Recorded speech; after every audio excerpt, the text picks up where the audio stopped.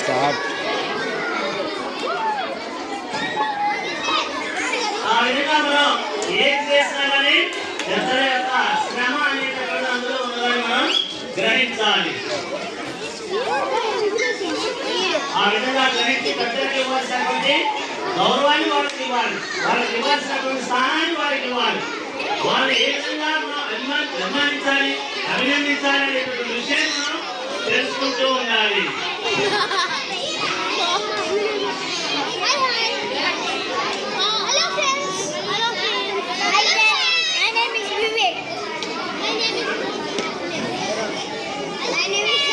Okay, శుభమధ్యాహ్నం విద్యార్థులు శుభమధ్యాహ్నం.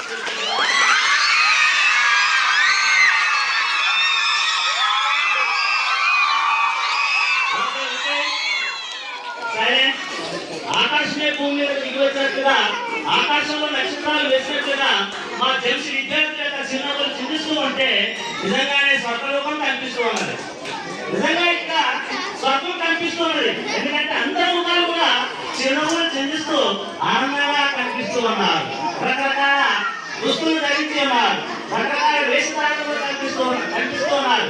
నక్షత్రాలు కూడా ఆ విధంగా మనకి కనిపిస్తూ ఉంటాయి. ఈరోజు ఒక కార్యక్రమంగా ప్రారంభించుకోవాలి. నిశ్శబ్దంగా అందరూ ఉండి ఎవరైతే మనం వేద మీద ఆహ్వానిస్తున్నామో తప్పకున్నప్పుడు మనం కరతాల ధ్వనులతో ఆహ్వానించాలి. దయచేసి గమనించాలి.